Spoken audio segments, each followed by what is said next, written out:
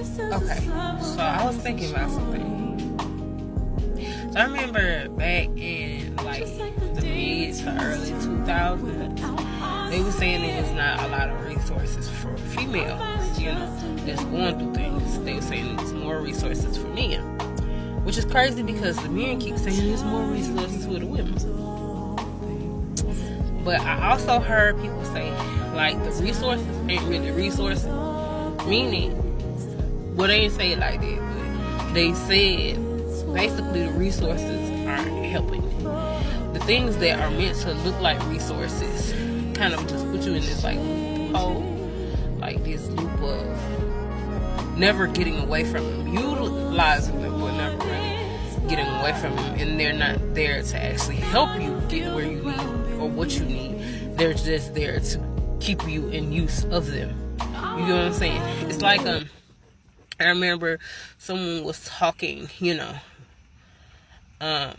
about how, like, for instance, you remember that No Child Left Behind thing, right? And then they had like the special education classes or whatever.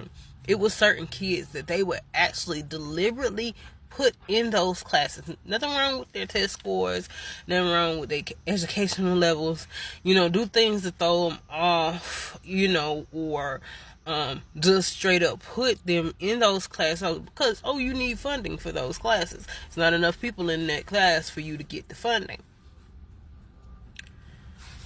If there is a cause that is good, that helps, children or help old people, I don't know, it's just always been geared for me. So like, I care about, how things affect children, old people, innocent people, disabled people who can't help themselves. You get what I'm saying? Even if it don't look as though they, are, what their situation is. You get what I'm saying? Every situation don't look the way it should. You get what I'm saying? It's not always an obvious situation.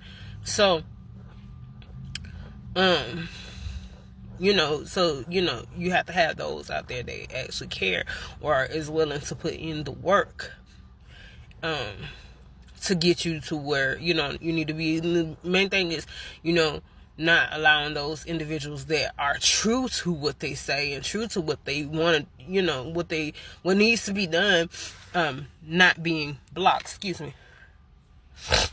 not being blocked. And so, or made to look bad. You get what I'm saying? And it's irritating because, you gotta excuse me, I'm being pulled on very, very, very heavily. I wish I had more resources out than I do now, and it was always geared for me to do this and help others. I just want certain individuals to really like move out the way. It's hard when someone is trying to do everything possible to be truthful about everything. That way everybody can be comfortable. Everyone can be comfortable, and everyone, doesn't have to worry about, is this going to be a threat to me? Is this going to be another problem for me? And you keep blocking them off. You creating a problem where there is none. You get what I'm saying? And then the problems that were there, that everyone has already voiced and talked about, again, they're still not getting taken care of. And I don't care how much you try to cancel people's voices out. If these things were problem 20 years ago, 10 years ago, 90 years ago, and people keep talking about it, obviously it needs to be handled. Obviously it's not going nowhere. And then you keep building on more. Now it's creating more problems. It's creating more problems. And again, the world is too vast for that. And it's vast because we are vastly supposed to be moving together in different ways to help each other. And, there's too many individuals out here in life that is not prepared. You get what I'm saying? It's too many. And again, life existence is not geared for them not to be prepared. You get what I'm saying? It's geared for them to be prepared. So again, when you done looped hold your way into a bigger problem, it's your fault because you were being too self-serving. You get what I'm saying? And saying all this to say, I wish, like, okay, so I was speaking on being a female and, you know, just different expenses. One of the things that I want to do, I think I talked to y'all about, like, the health studies about, you know, the body, and just in different ways of how to, you know, clean yourself. And y'all being very careful about what you accept to put in your body and what you take away from your body as well. Be very, very, very careful of that. Don't let someone force something on you that you do not want, even when it seems like it. Again, stand up and say, no, I don't want this for myself, you know, when the time comes. You get what I'm saying? And, you know, make it very clear as to, you know, why you don't want this for yourself, even if you didn't have the chance to do it at first. You get what I'm saying? But to say that is to say, like, I want to, you know, I said be careful. Sorry, I'm being pulled on. I want it to be where, like, why isn't it, y'all do this, like, somebody had suggested to me, like, split pad, right? Why isn't it that people are making it safe for people to do Airbnbs and split pay? But you have a lot of people doing Airbnbs now. And again, safety has always been a big issue between men and men and men and women.